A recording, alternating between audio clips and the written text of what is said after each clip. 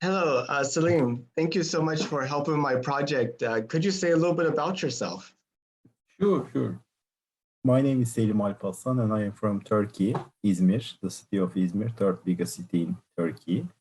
I am an agricultural engineer and I work for almost 15 plus years in private sector and in public sector. I am enthusiastic about this space exploration and also this new scientific technological gadgets also as a hobby. And I just heard about your project and I would like to be a part of it. And that's why I spot a place to chat a little bit about more to know about your project actually. Well, thank you. I really appreciate that. I want to try to reach out to people all over the world and every place that I can to kind of get their views about the future of humanity as we get ready to take those next steps on the moon. Mhm. Um, and starting with that, I was wondering, did you know that NASA is planning to send astronauts to the moon again for the first time since 1972? Yes, I heard that, heard about that, and I feel really excited about that because moon is really close by, and I was all the time asking of myself, why not we are launching our spacecrafts from the moon because it has low gravity and it is full of space and there's not much resistance there. So within a low kind of an energy, we can use that as a base. So that's an interesting topic for me also. Um, so whenever you look at the future of humanity, like in 200 years, what does humanity look like to you? Are we traveling to other planets, and are there people living on the moon and on Mars? What does it look Mhm. like to you? Actually, after SpaceX and before SpaceX, it looks different to me because beforehand it was too expensive and it was really hard to imagine to go to deep space within that kind of a cost. So, and with this SpaceX innovation, while decelerating the costs, and if we go a little bit faster, and I believe we will touch by in Mars in like 2030 at most, and afterwards Jupiter and Saturn most probably, and afterwards in like 200 years from now, we might be going to the distant stars. We might have a chance to do that because if you look at the technological innovations 100 years from now on, there was no cars, there was no internet, and it was so vastly improved in the last 100 years. So I can easily say that we will go outside of our uh, solar system.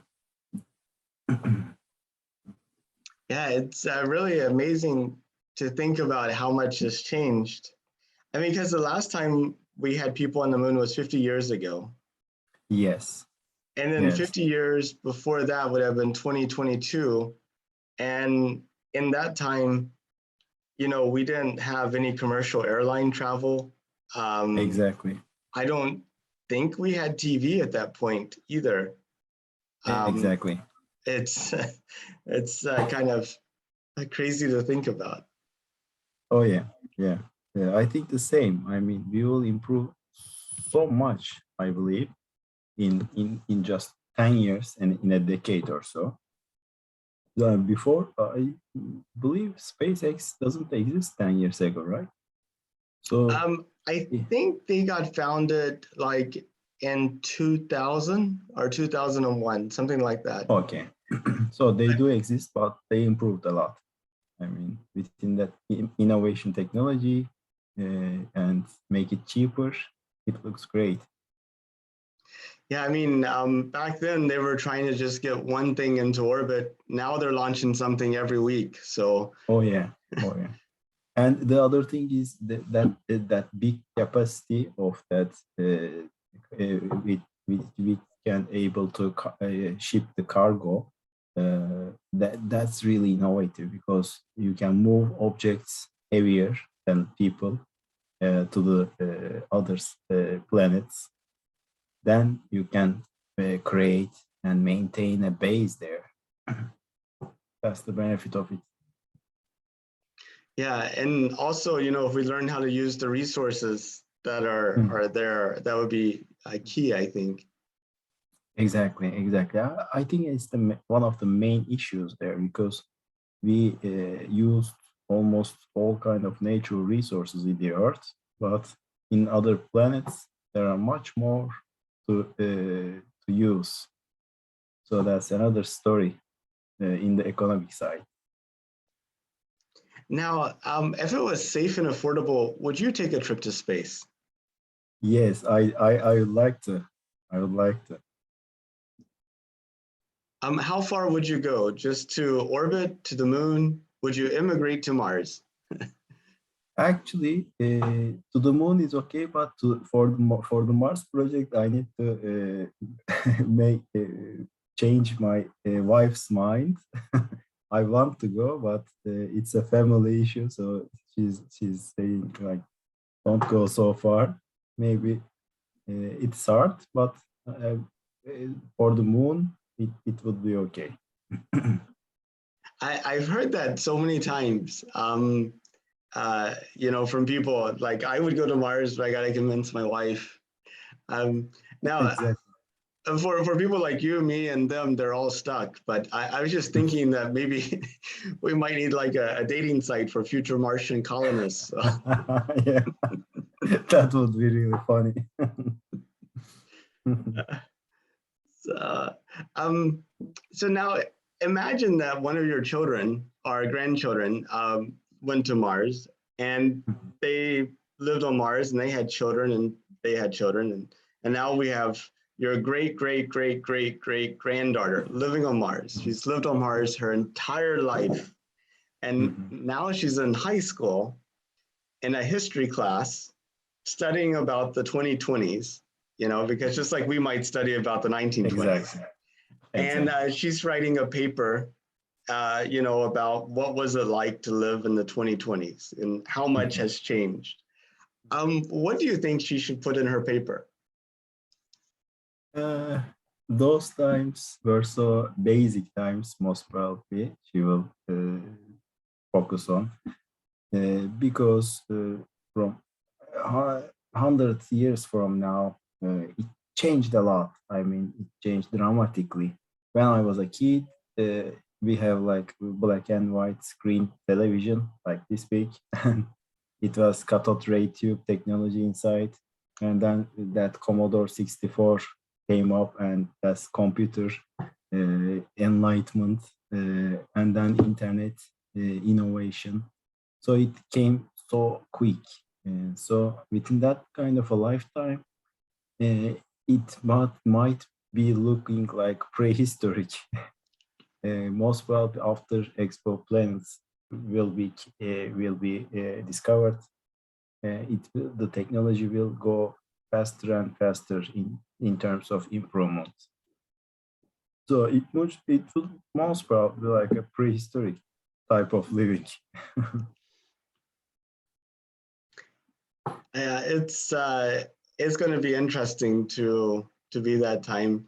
I also wonder, if I was talking to people in the 1920s, what do they wish they could have told us about their times that kind of got lost. So. Oh yeah, that's really interesting. That uh, there are a lot of changes actually because of these innovative technologies in our like cell phones. Before cell phones, we have too much time to get social with people, to get along with new people. But for example, I memorized every single telephone number in my mind, but now they are all inside of this little machine. So I don't want to really memorize those numbers. So it changed a lot. It changed us too. Now we are not that kind of a capable in terms of social issues. We will go online dating, we will go online meeting, and everything will occur online. So that's why it changed our social interference also. Yeah, it is interesting. I mean, also like consider our bodies too. You know, 100 years ago, 200 years ago, we would be much stronger than we are now. But, you know, doing physical work is almost a matter of choice, really. At the gym only. At the gym, we actually physically go. Could you imagine trying to explain to somebody 100 years ago that we'll have these buildings where people will go to actually do physical work? Exactly. Well, Selim, thank you so much for your time. I know we talked about a lot. Is there anything that you wanted to talk about or any questions you had for me? No, thank you very much. And I wish success in your project. And please let us know for future developments in your project. Thank you very much for having us. Thank you. You have a good rest of your day then. You too. Bye-bye. Bye-bye.